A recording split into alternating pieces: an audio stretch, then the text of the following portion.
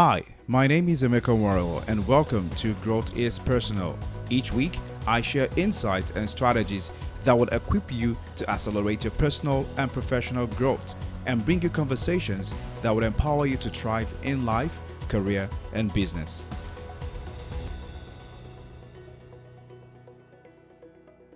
One. Hello, welcome once again to Growth is Personal podcast. Today, I have on the show a special guest. What he's doing in the community is so important, especially for young people, young men who are trying to make impact in the community. What Quasi is doing, I think, is something that is what emulating. So today we're going to be having a conversation with Kwasi Adu-Poku. I believe I pronounced that correctly. You got it. Okay, so Quasi is a small business owner, formerly varsity athlete, and McMaster Honours Kinesiology graduate and Master's Policy graduate from Toronto Metropolitan University. He currently works for the Ontario Ministry of Municipal Affairs and Housing on some of the largest housing homelessness programs in the province. He launched the Reach series in 2020 based on the mental health challenges he faced in various areas of his life. He uses this platform to provide events, workshops, speaking services, and custom apparel around sustainable personal development. He is passionate about leadership, community engagement, and innovation, which is reflected in his 20 plus awards. Come on now, and $70,000 in scholarship funding. That's a lot. He has also used his business to plant more than 200 trees. Talk about sustainability across the world. That's awesome.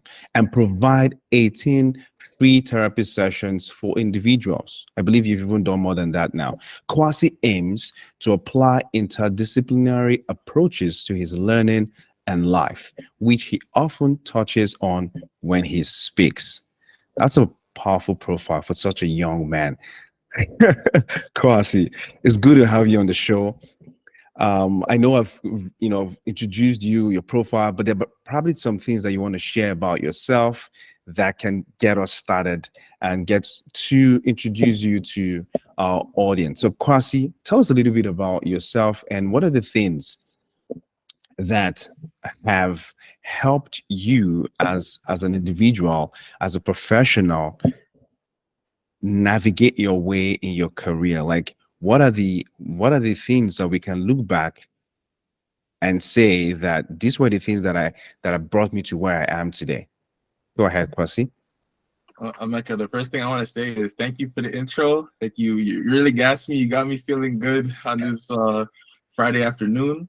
In terms of the things that have largely guided me, I'd say, and it's going to be a recurring theme in the things I talk about, but I'm someone who, though I'm 25 right now, since I was like 12, I don't know why, I think it might have been some things I went through as a kid, but I've constantly asked myself why I am how I am. As I get older, I continue to ask myself how my childhood has shaped me, and I found that it served as a compass for what I've done through my business and through my career. I'd say that in addition to that, I also try to recognize my place in life and some of the cards I've been dealt for better and for worse, but I'll speak, in terms of the things for better. I know that I am a Ghanaian Canadian. I'm the youngest of three. For example, I got two older brothers, and I found that it's been a privilege because not only do I have two older brothers who have continued to invest and support my personal growth, but they've continued to share lessons with me that they wish they knew when they were younger, which have honestly continually helped me understand and reflect on what it is that I uniquely want to do. And it's something I honestly never take for granted and something that continues to help me. Another thing that doesn't really show up in what I do, I'm not sure, like just for the viewers listening, there are, definitely different areas of different circumstances, but I've grown up in, and like my upbringing is largely in social housing, community housing for people. And I know it's different terms depending on where you are in the world, but I know that growing up in, these kind of environments has given me, I want to say, a deep understanding for equity. It's given me a deep understanding for what wellness is. I know there's a lot of power and motivation in uplifting people, but I know there's also power in addressing, the dark areas of life, the dark areas in which you experience things. And I think that, growing up in social housing has positioned me to really ask myself some tougher questions, which has ultimately helped me, develop this capacity to really consider how I want to shape my values and what I do. Because I know there are traumas that have come with my upbringing, but I know I'm also someone who has been very adamant about seeking out resources like, therapy and counseling, just so I could just really understand how my life has been shaped and how I continually want to, take a more of a driver's seat in where my life is going. So that's kind of a bit more context in terms of like how, values and understanding my upbringing shapes, the things I want to do in my life. I like the statement you made about being on the driver's seat, because a lot of times I was in a session recently, and a young guy asked a question about the fact that where he is today is as a result of his background. Like one of the questions was, how can he navigate or have a life of success, or become who he wants to be when he's still tied to his background? Like, he's still where he has always grown up in. The background or his environment is not encouraging and all of that. Now, you said something around the fact that you had to be on the driver's seat of your life, regardless of where you came from.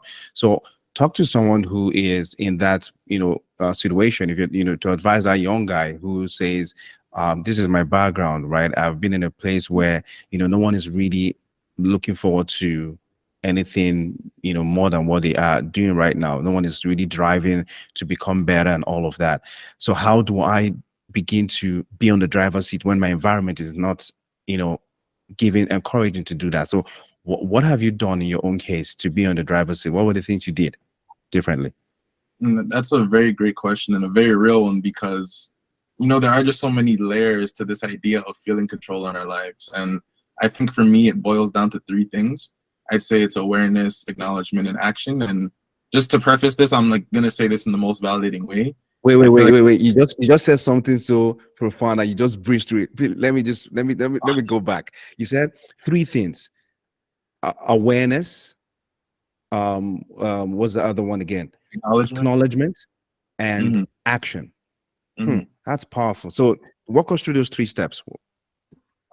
In terms of it's funny because as you were speaking, this answer just like populated in my head. I didn't even write that down, but when I think about awareness, I realized that in terms of taking that driver's seat, like for the most, it's gonna be a continuous thing. Like sometimes you'll feel control in your life, sometimes you won't. It's naturally how things go. But I realized that first step is just continually stepping outside of yourself, continually trying to ask yourself questions to really, see the situations you're in. So if I'm thinking about, well, I guess I'm always drawn to student examples because, I like graduated a year ago and everything. But if I'm thinking about, what I want to do with my life after I graduate, I think awareness is the first step in thinking, what are my pressures, within myself and within society, within my family, and really just thinking, why are these things pressuring me the way they do? And just really, because I honestly use a lot of professional help to like help myself in that first step, because I think it's important. But once you're actually aware of what's driving and what's influencing you, I think something that more people could do is that second phase, which is just acknowledgement, which is just saying, okay, these are the things that are impacting me. I know they're impacting me, but now I got to actually acknowledge they're having an effect on me. Because one thing a lot of people do is they're aware, of the stuff holding them back in their life, but they don't really acknowledge it, which kind of, keeps them in that first step of not really positioning themselves to do the third thing, which is actually action. Because I think when you're aware of what's impacting you in your life, when you actually acknowledge it, so you can, at some deeper level, position yourself to like do what you need to do. Because if you're aware, and let's say you may be acting it won't be sustainable because you haven't deeply acknowledged it. You might do a one-off thing, and then it's not really gonna have that impact you want. So I think in that third step of action, you're basically bringing everything together and saying, I'm aware of what's impacting me in my life. I acknowledge the effect it has and what I want to do about it.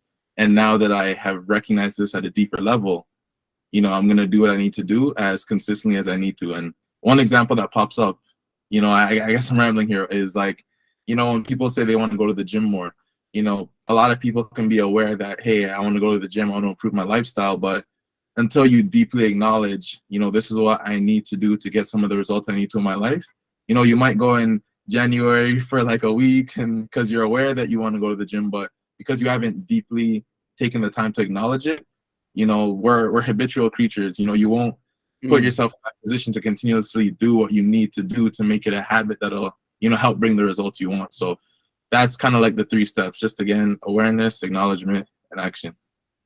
Powerful. That's a powerful step there, because I think, as you said, as you're talking, a lot of times we tend to move from awareness to action, right? We know this is what we want to, the lifestyle we want to have. This is I want to have a better paying job, or we want to live in a certain environment, and we boom, go straight to, okay, what are the steps? We're looking for the quick fixes and all of that. We go to action, but we haven't really acknowledged where we are. And acknowledgement oftentimes helps you appreciate where you are, and then form that deep self-conscious realization that, why do I want this, right? Why do I want this? Now it begins to, and then it becomes something that is going from a place of not just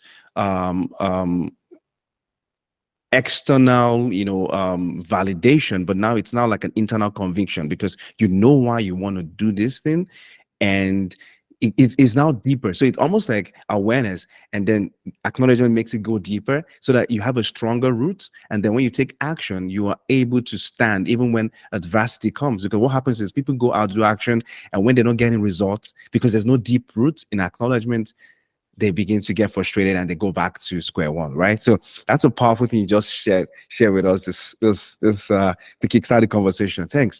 So the next thing we're going to go into is, I know you started, you also run your business. Recently, you posted about making it now more official, incorporated, and all of that. And let's talk about that, because I think I'm also very interested about, curious about the name, the Reach series, right? The Reach series. So what inspired you to start the Reach series? And what have you discovered in your journey? Because you started it for a while before it became, more incorporated. What are the things you have discovered is the essence of the Reach series now? It's funny you say that. I've talked to a friend about it. I've talked to people about it in like other kind of speaking engagements, but the Reach series actually started in 2 senses. The first sense was me being in grade 7. Well, actually, I'll start with the other example, just because the younger one gives more context into that, recurring theme I'm telling you about your childhood influencing you. But it actually started in 2020. I had just finished my 4th season playing basketball at McMaster, and the pandemic kind of came into play, which gave us a lot more time to think. And leading up to that, in my 3rd season, I pretty much got to a point in my mental health where I connected too much of my performance on the court, on the basketball court, to who I was as a person. So I had a great game, life was great, hanging out with people, having a great time. If, I didn't have a good game or my minutes started to drop, like I heard about how some people, when they'd feel low, like they couldn't get out of bed, they couldn't eat. And I was literally seeing myself get to that point. And it was a hard step, but 2019, it was 2019, I decided to start going to therapy. And I found that because I've been going to therapy since, but I especially found that in the therapy sessions and counseling sessions I attended leading up to my 4th season, when 2019, 2020 kind of came, not only did I have the best basketball season I had, I was also able to, take steps in separating who I was as a person from a player. And I found that my life improved in both areas.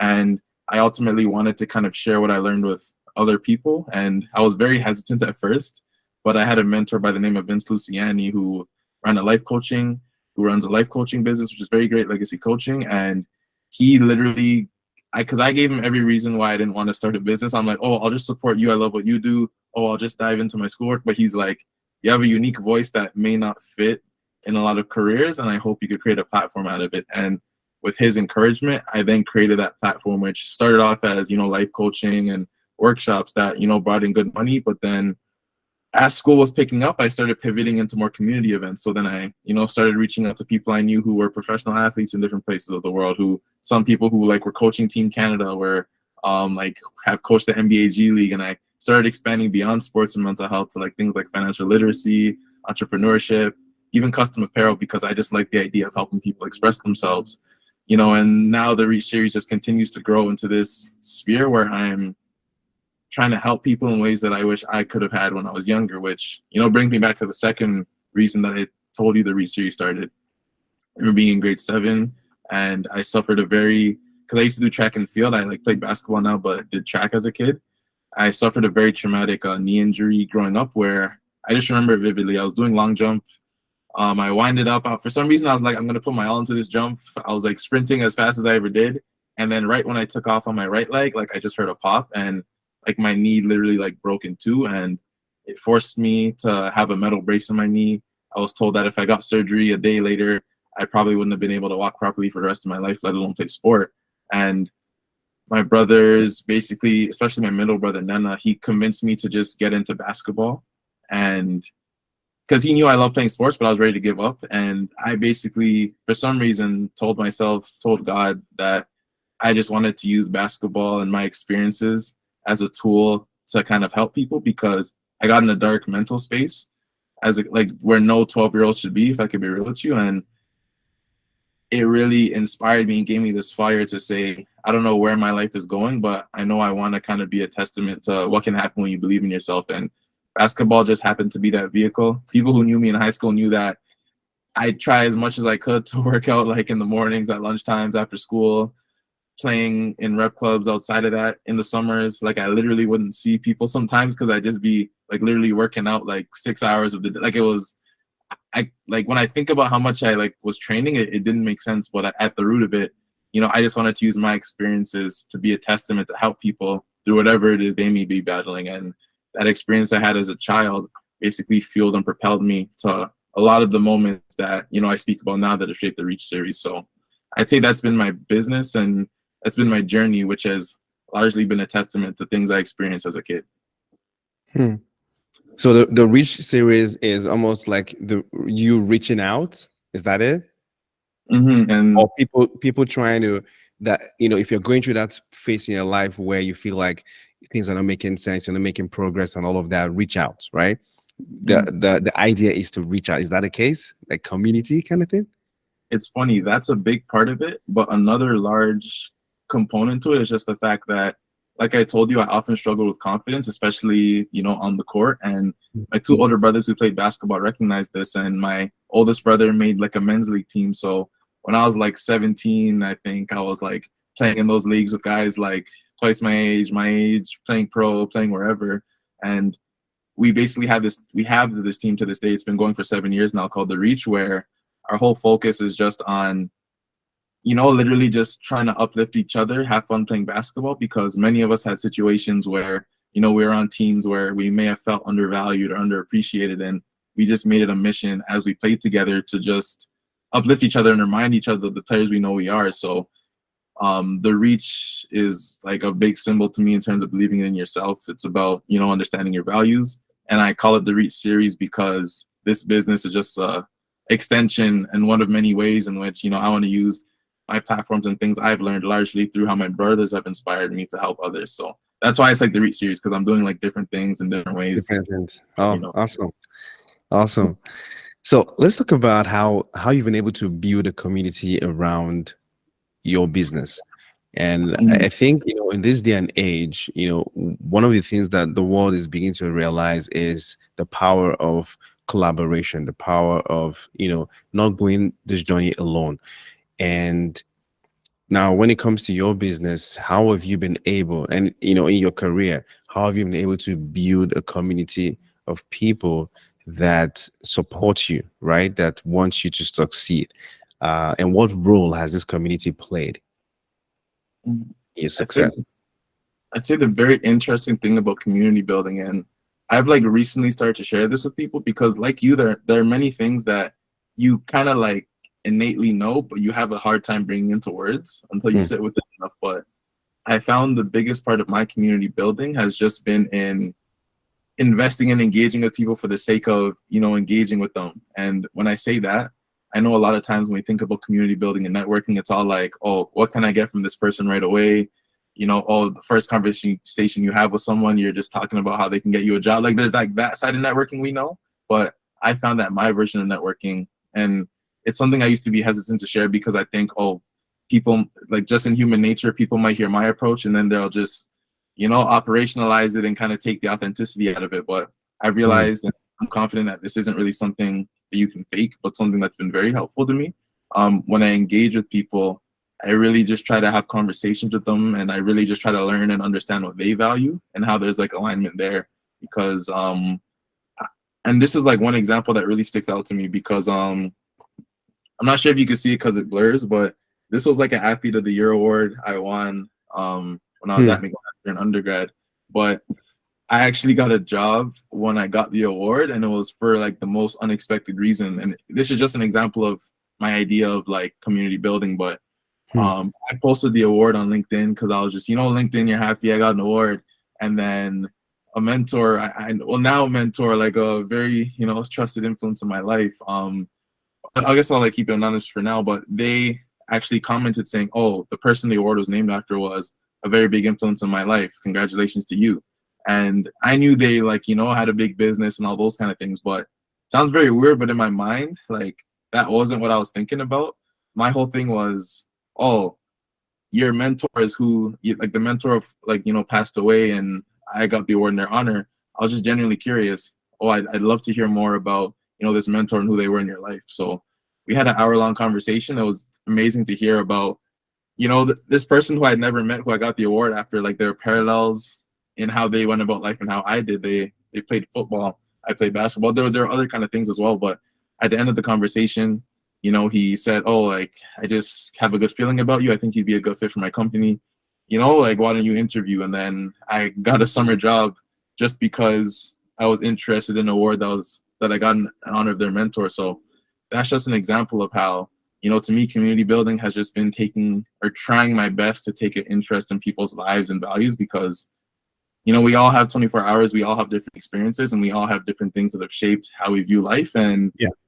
I know sometimes I'm tired, sometimes I'm burnt out, and I can't show up for people the way I want to, like many of us, but I know that I try to take an effort, especially in professional settings, to just understand what shapes people, because I know like sometimes it'll be nice to ask people, and I have, about like, oh, can you keep an eye out for opportunities and X, Y, and Z, but like most of the time, I'm just interested in what's helped people get to where they are, especially people who I've seen that, let their values be their guiding compasses. And, like you said, a world that kind of, pushes conformity and like pushing people under the bus to get ahead. So I'd say that, just having a genuine interest in what inspires people has, been mindful for community building. And if you want me to elaborate more on how that applies to my business, I'm happy to. But I guess that was more of an example of like literal career progression I got, just having that innate interest in, what drives people. Yeah, I mean, you could share more, but you said something so profound, because in one of our podcast series talked about networking, and one of the things that struck me in what you're saying is the fact that gone are the days where people should look at networking as just a means to get something, right? And I mean, at the foundation, that could be something that will lead to you getting something. But the best approach right now is to see what you can give, right? Be curious about what you can even give to the other person. Be curious to learn about the other person, because out of that can stir up a lot of things that would even be more than what you were thinking about getting, because a lot of times we go into conversations with a closed mind. Okay, this is what I want to get out of the conversation. But when we are curious and having an open mind, we are open to a lot of opportunities. Because you, for example, you said, just by asking that question about this mentor, a job came out, and you never was looking for a job, right? You never thought it was going to come out from that. So I think the lesson here is that even in our career, in our business, the idea of community building is so important, but we must not look at community building from the lens of what we want to get. We must not look at networking from the lens of what we want to get. Because once you begin to look out for the other person, be curious about learning the other person, once you look at, you're more concerned and more curious about what you can give and offer, things will begin to open up, things you never thought was there. So you want to elaborate more on how that has impacted your business? I say in my business, it's definitely contributed to more organic growth. Um, and honest, you know what? I have like the perfect example right now that actually comes to mind. But I found that, you know, the first couple years running my business, maybe it's because I was a student, maybe it's because I was like driven to have my, you know, career in policy and those impacts, which are kind of separate, but there is overlap. I've just largely focused my business on this idea of, you know, wanting to share this message with people in the sense where, depending on my capacity, depending on the alignment, you know, I've done a lot of speaking engagements for free, which have inadvertently positioned me over time to get even higher paying speaking gigs. And I'll use one example, and again, I'll just use that anonymity, just, you know, to protect people's like identities and things like that. But I had a situation where, you know, someone approached me. They said, "Oh, I see your LinkedIn. I see it's really great. I was hoping you could come and, you know, speak to a group on financial literacy." And, you know, we were talking a bit. I was just learning more about them, understanding, you know, kind of their goals. And then they actually told, by the end of the conversation, I was like, "Hey, like your last name sounds," actually, before we even got to that, I said, "Yeah, honestly, like, I know you might not be able to pay me now, but in this like hour conversation we had, like, I could tell you're passionate. I could tell, you know, you're not just," because some people do it, you know, where they, not like they do it intentionally, but like they always try to get you to speak for free, and there's like no incentive to ever pay you if there was an option. They're just like, "Hey, do that," you know. But that's more like, you know, like professional speaking gigs, like, you know, when people like tell you to come out and travel, you know, that's like, I feel like that's another scenario. But in this case, they were just really like, you could just tell they felt bad that they couldn't like pay me or anything like that. And I said, honestly, like, yo, it's like, no worry, I love speaking about these things, I resonate with you. And afterwards I'm like, "Oh, your last name looks familiar, like this, is this, you know, like, and like, do you know this person?" She's like, "Oh, like that was my son, he went to the same university as you." And I'm like, "Oh, like, yeah, no, we were really cool, like we like got along really well." And then she asked her son, and he's like, "Yeah, like, no, I know that guy, that's a cool guy." And she's like, "Wow, like now that I know like we have this connection as well, like the next time I could pay you, I'll pay you," you know. And I did that, you know, workshop segment for free, got really good feedback, and then I got called to do another workshop session, and like she's like, "I'm gonna pay you as much as I can. Here's $2,000 to do this engagement." And I think it was just a testament to the fact that when I talked to her the first time, you know, there was that whole focus of community building and just understanding what she was about, what she would pay me if she could, you know, just like really, you know, seeing the vibe. And then through that natural conversation, once the opportunity was there, you know, she paid me as much as she could, which she said, which I think is just another testament to community building. Because if I had focused on saying, "Oh, if you can't even give me like a $25 gift card or a $50 gift card, I don't want to do it," you know, I might have deprived myself from a $2,000 opportunity. So all that to say is, I'm not saying I, you know, agreed to it with the hopes that I'd get more. I didn't even expect $2,000, for example. Just I focused on community building, and opportunity came after without even realizing. So Yeah. that's like a small example just of how I've seen community building literally have impacts on the relationships I build and the revenue I could bring in my business. So Hmm. Hmm. yeah. Great, great. Let's talk about how, you know, what if you're giving advice to someone who is just starting their business, or who is just, you know, in their career, growth, you know, starting phase of their career, what would you say? What kind of advice would you say you give to them to stay true to their values Mm. when it comes to building community values? What would be your advice, and how have you been able to approach, you know, community building that you can pass on to someone else? Mhm. Well, I'd say two things, because I like to do that quick summary before I elaborate. But I'd say the first one, like I kind of referred to before, is to just, whether it's through professional help or continually reflecting and just honestly asking yourself, why am I the way I am? And just really thinking about how your childhood has influenced you. I think that's like probably one of the, it's not like a quick way, but it's a very gradual and assuring way to just understand how your childhood has shaped you.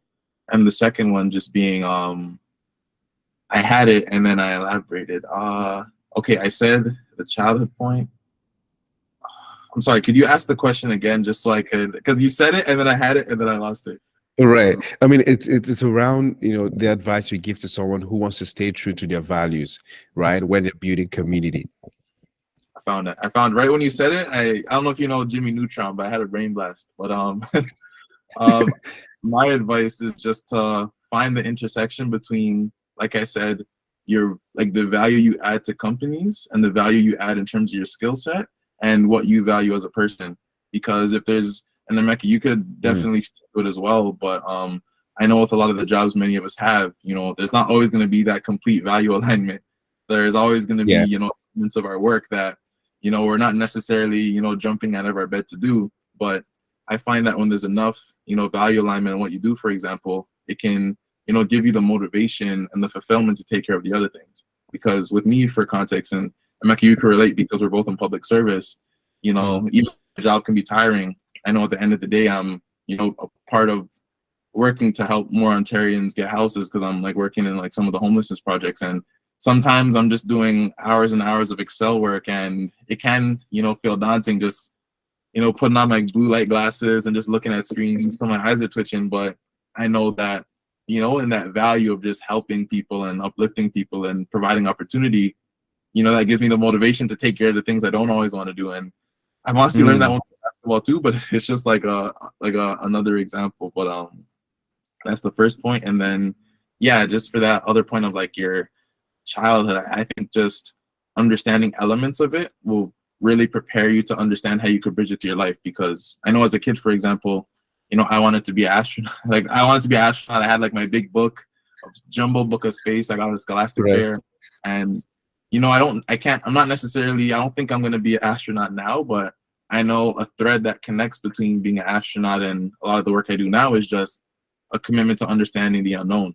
And I think the more you could find those kind of threads in, you know, some of your childhood aspirations and values, you know, the more you could start to see and tweak and adjust how, you know, your life can connect to what you're doing. Because you may already be doing things now that, you know, connect and fulfill that element of your childhood. Because not everyone may work in like public service in that social policy area. You may be working at like, you know, a big financial job, making a rich person richer or something. But like, if you know that your work is, you know, helping you provide a better foundation for yourself and the people you care about, you know, that if that's something that connects to something you valued as a child, you know, that's another way that you can find fulfillment. So that's my long-winded way of saying, you know, just find ways to connect what you value to whatever it is you're choosing to do with your life. Yeah, I think you said something. The first point about the intersection between your values and what you do. Give.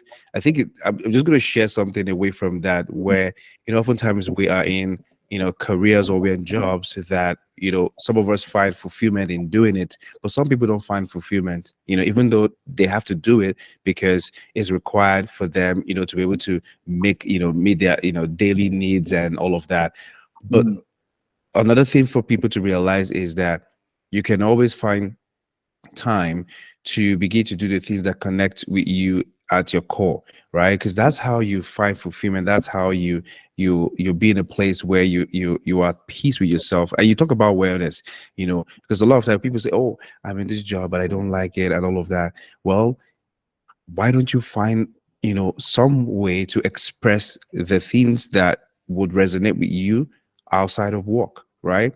And for what you do, for example, you work with policy and all of that, but you also do other things that helps you stay alive, right? So when you focus on Excel and do all the dirty work, which is also adding value to the community, you also do something that makes you that keeps you going, like that sets fire your soul. Because when you're talking to young people, you're talking to people about improving their lives and all, it gives you that sense of fulfillment. So I think I said that to say that we have the responsibility to be able to create the life that we want, right?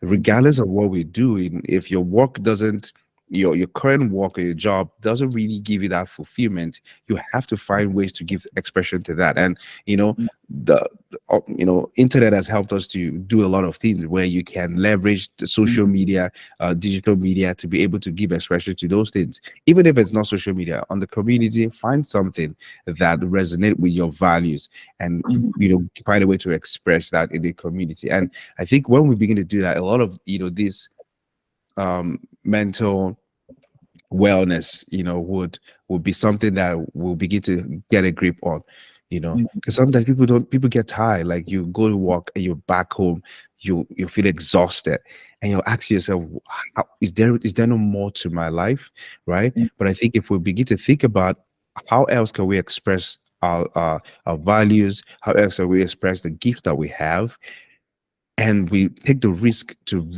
push ourselves to do it, we begin to find fulfillment in that. Is there anything you want to add to that? Mhm. No, that's a very great point. I have an example because I'm trying to think about like your audience here and who knows basketball, but I know I have like the literal perfect example for that from my basketball days. Like if you want to, Please share. okay.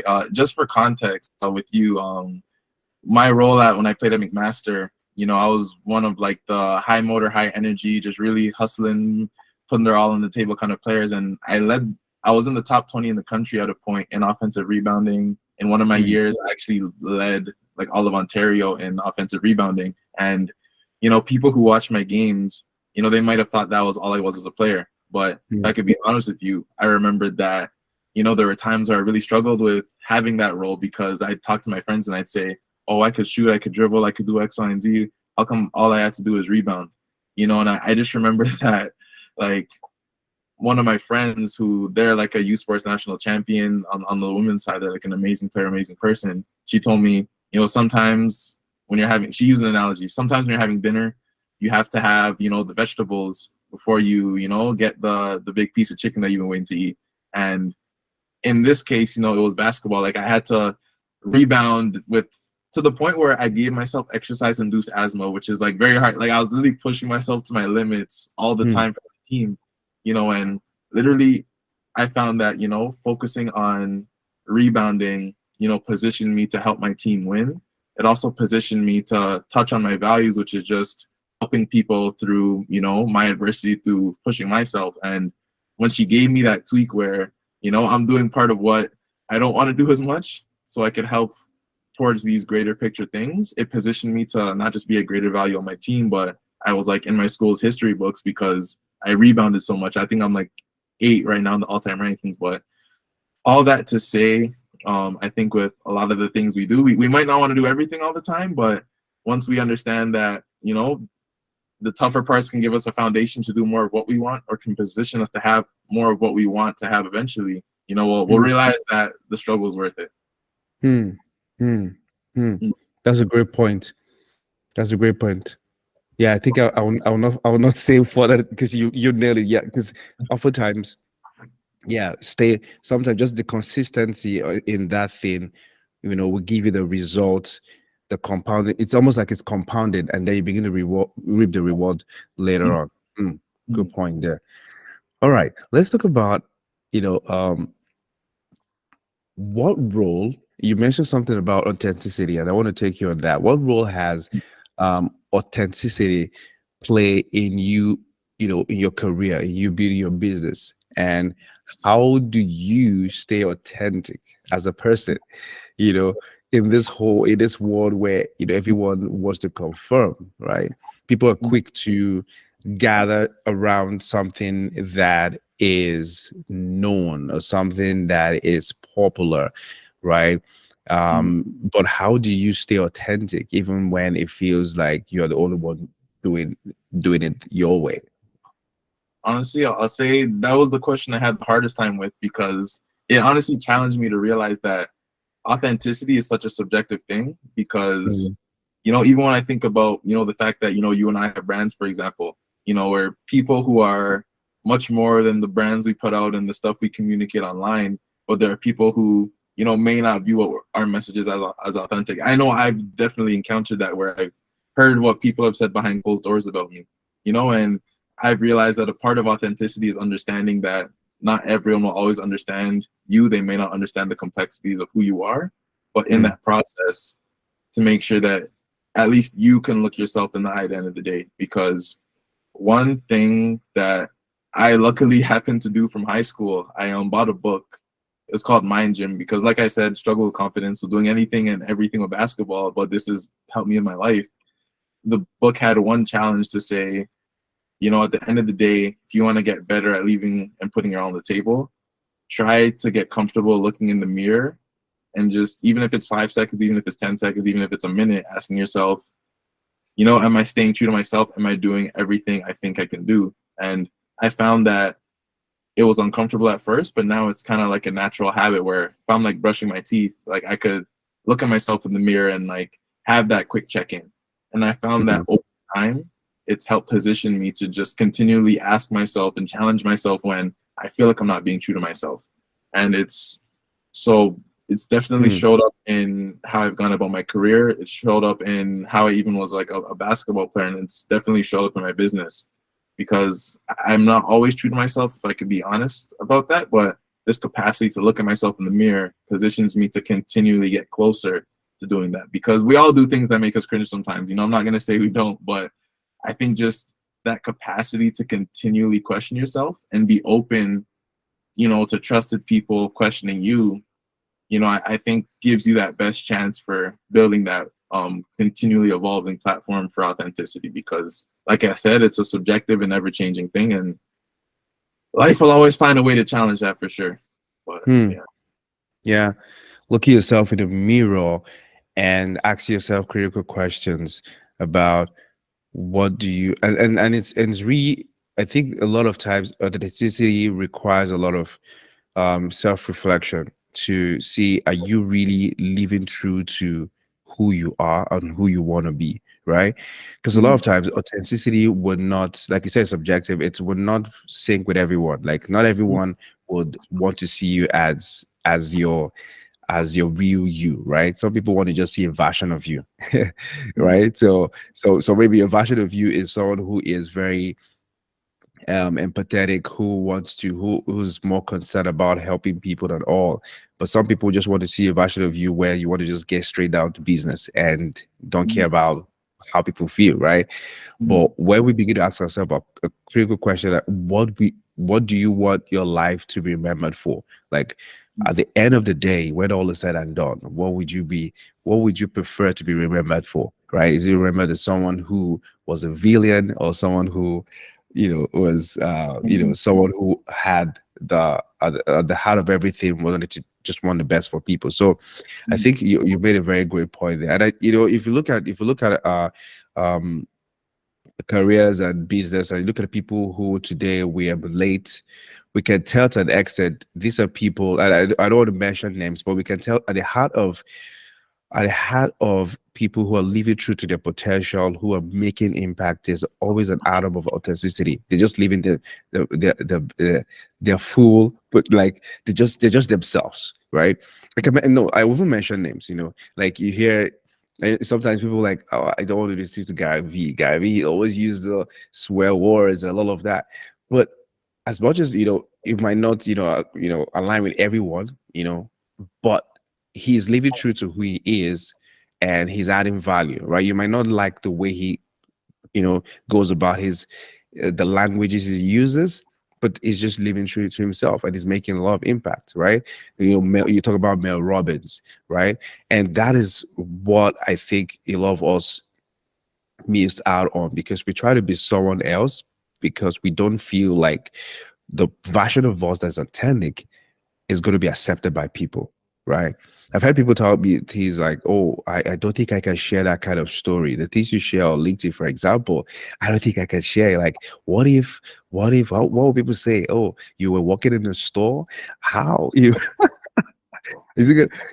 But that's what I think at the heart of who we are and what we want to, the life we want to create. Sometimes we just have, and authenticity has a lot to do with vulnerability, right? We just have to be ourselves, right? So great point there, Quasi.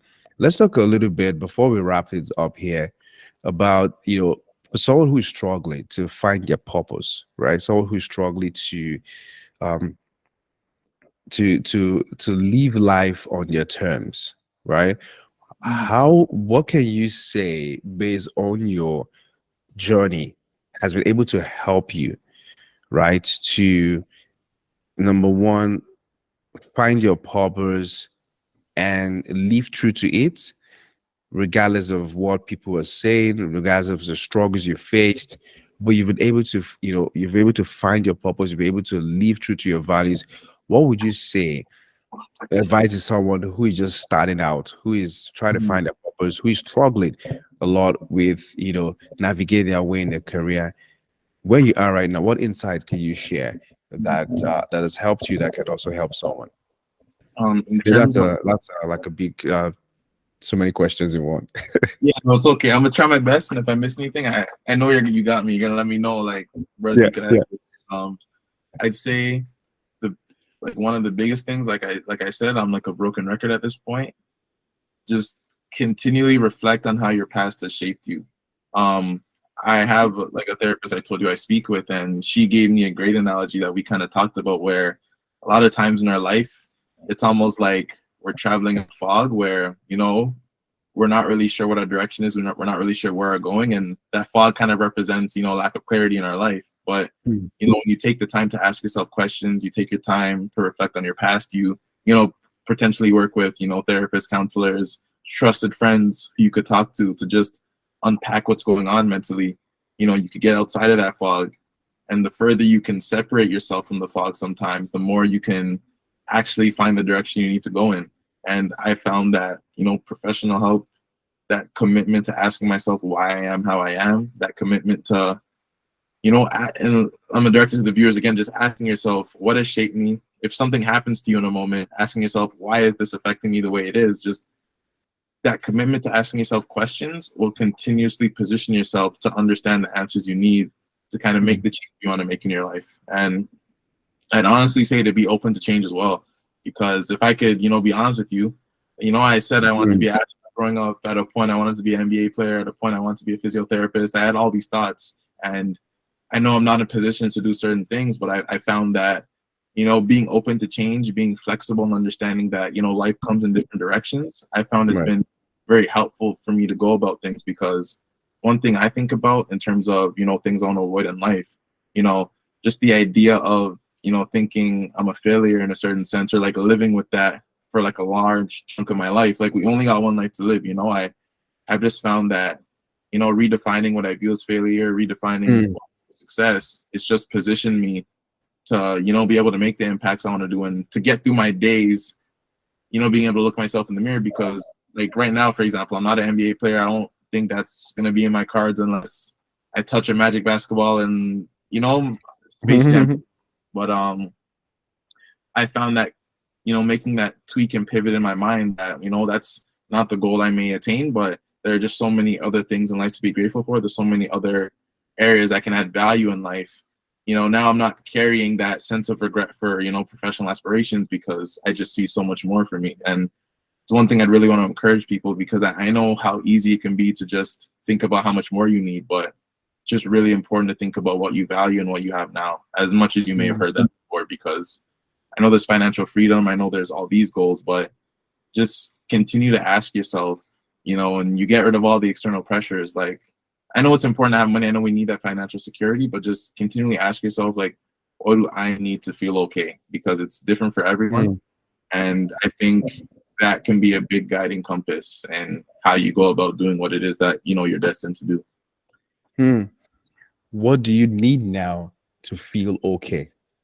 That's a very good way to look at it, because sometimes we just, when this thing called purpose, this is pursuing the goal and all, we can be so caught up in the fact that we don't have some certain things to do what we want to do, and that can become overwhelming. But when you think about what is the thing that I read right now to be okay, that's that's powerful. And once you can think about it, you often realize that you have something to you have something to do, or you have something that can help you be okay at that particular time, right? Mhm. So I think that's very key, in this whole like what our talk was around, doing business or career based that are rooted in our values.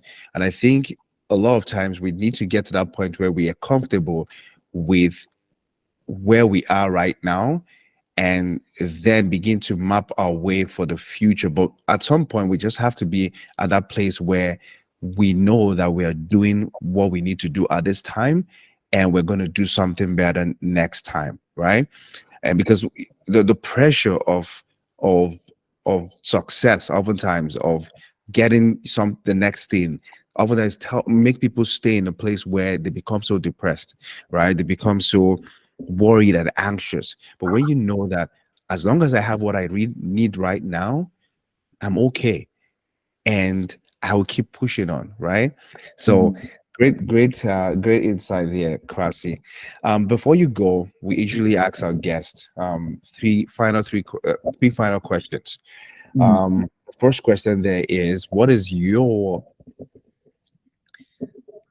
is that person in your life that has influenced you to become who you are today? Like, who's your greatest influencer that you look up to, that has influenced you to be where you are today? Who would that be? It's, that one's like a tough one because I think of a lot of people, but I know Hmm. it boils down to my family. And because like my parents have been like an immense inspiration to me, but like I even have like cousins who I consider family who I say as well, and friends much of the same. But I ultimately say it's like my two older brothers.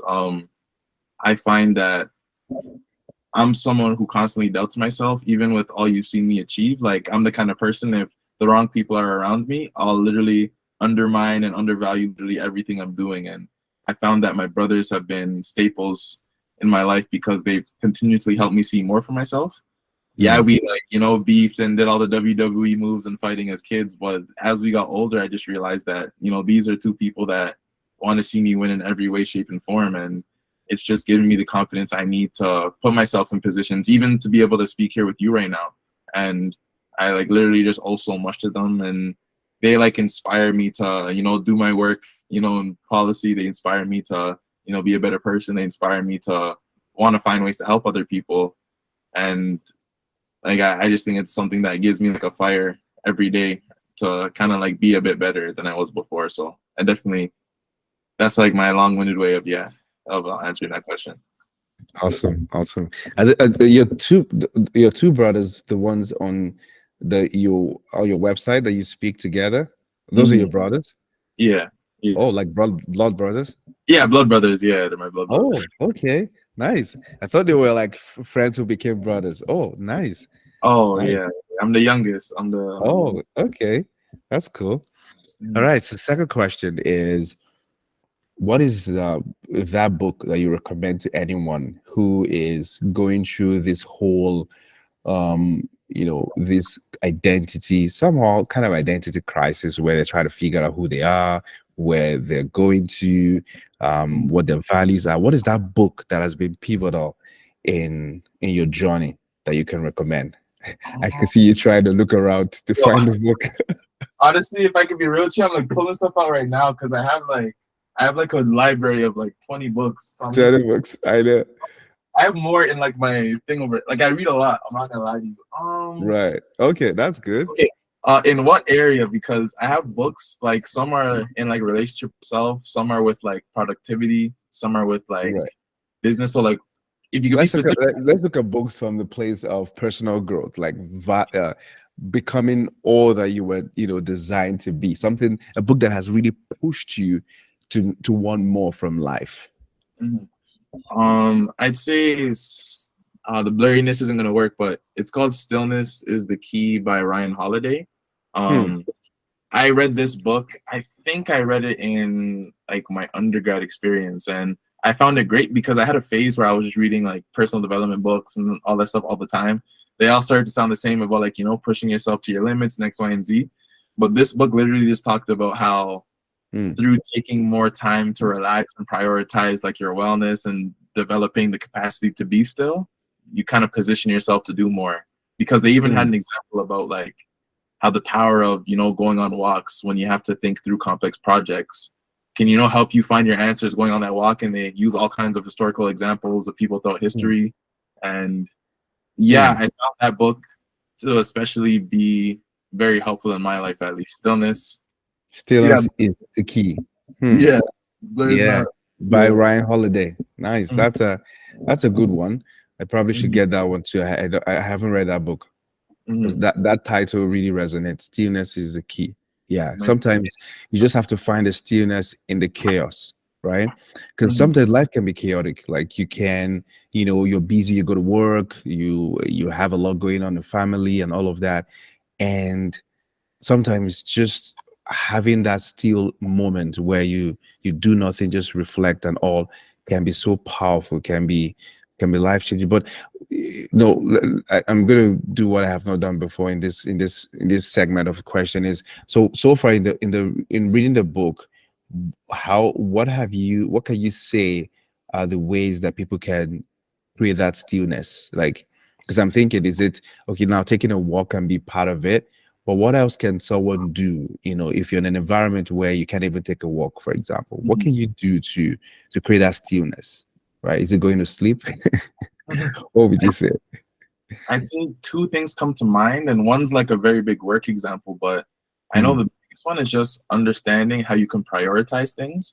Because even now, as we're speaking, I'm sure we're getting a bunch of work emails right when we turn on our laptops. They're gonna make that noise that makes noise when you get emails that mm, drives you a little nuts. But I found that I'm the kind of person that's very proactive. I'm always like, what can I do next? How can I get ahead? But I found that challenging myself to say what's like really a priority now, it's given me the space to just take it easier on myself, for one, which is just giving me a bit more time to find that stillness. That's mm, like one side of it. And the other side, and I think it's mentioned in the book because it's been a while, I should touch up on it, is just the capacity to find hobbies and things that kind of fuel you mm. up. Because I know sometimes it's a different kind of energy to give to kind of dive into certain hobbies, but at the root of it too, like it gives us that space to just unwind from some of the everyday rigors of our life, and it's Right. something my therapist and like people continuously challenge me to do, because I'm all work work work, and I just love speaking. I love sharing knowledge, and sometimes I could take more time to chill, but on that, taking that time to define priorities and being intentional and adding time to pursue hobbies and more social kind of thing is can give you that stillness when your tasks and your workloads and your responsibilities start to consume you. Mm. Great, great. The final question, and it's going to be, I don't think you're ready for this. We'll The see. final question is, so what's the next big thing now for the Reach series? Mhm. Well, it's funny you say that, because right now, actually, this year, I signed like the largest partnership I ever have in my business that literally like more than quadruple my revenue and stuff, which has been pretty cool. And I'm thinking about Mm, how I can continually leverage more wellness program partnerships like that. If any of you are watching, hit me up. Maybe you could help me out there. But in terms of what's next, honestly, I just want to keep growing my platform to the point that I can scale into more like project management, innovation, consulting, just like helping people, organizations, institutions just figure out how to create plans and execute them, especially with my community lens and innovation kind of history that I've showed through my business, mm, but also I want to expand to the point that I could do more things like giveaways and therapy sessions and more as I grow, if I get more sponsorships, because I think the coolest things I've enjoyed are the fact that, I've been able to plant 200 trees across the world, which has been cool. Because for every time someone buys a shirt, a design I create to help them reflect themselves, a tree gets planted, which just I feel brings all kinds of value. mm, People, buy my speaking services, I get to put some money aside to, help people get in therapy. And I like connecting my work to, impact. And the more my work grows, the more I can get sponsorship opportunities and those kind of things. Like I even literally, there's this thing called Anime North. I'm a big anime fan. I use some of my proceeds to do a giveaway for like tickets to that convention. Next mm. month, I'm trying to do like a spa giveaway in Ontario. Well, like the GTA. But yeah, I'm just excited to grow so I could do more of that kind of stuff, because wellness to me isn't just motivation. It's not just hard questions through therapy. It's just, things to look forward to in life. It's ways to have fun, ways to unwind. So trying to bring that like whole picture as my business continues to grow. That's amazing, man. I look forward to reading more about your journey and seeing your success stories. I believe, and I've seen some of your pictures and the things you're doing. I think it's something that is needed in this time. So kudos to you and your team. Well done. And yeah, so any final words before we wrap things up? All I could honestly say is, thank you for this, for letting me share my voice. From when we talked at first, like I feel like that could have been a podcast episode in itself. But I just realized like how much our lives and our values aligned, and I just hope you continue to keep doing what you're doing, because it's not easy to, you know, show up as often as you do, especially on LinkedIn, especially on your podcast, especially, you know, for your province. But these are all things that make a difference in your life, make a difference in people across the world, and especially, you know, your family and your loved ones. So kudos there. And I also just want to shout out Rennie as well, because we wouldn't be here if she didn't make that connection. So Right, yeah, Rennie. already these words, but yeah. Yeah. Rennie is it's a big yeah, she's doing great things, and I really I've learned a whole lot from her, and yeah, if not for her, you probably wouldn't have connected. So yeah, Mm. thanks to Ready for doing that. So thank you for your time on the show. It was a pleasure having. I never knew we are gonna have, this is over an hour. We're still talking. So we just have to wrap this up so that we don't give our audience too much time to listen. But this was really an enriching conversation. I know our listeners, those on YouTube watching, are going to get value from this. If you're watching on YouTube, please head over to, if you want to watch this as a video, head over to youtube.com/Emeka, and you'll find this video up on YouTube. And don't forget to subscribe as you're also watching. If you're listening on Spotify or Apple, please do not forget to follow our podcast. Until we come your way in the next episode, remember, your growth is personal. No one is going to do your growing for you. You are responsible for your personal growth. Stay blessed, and bye for now.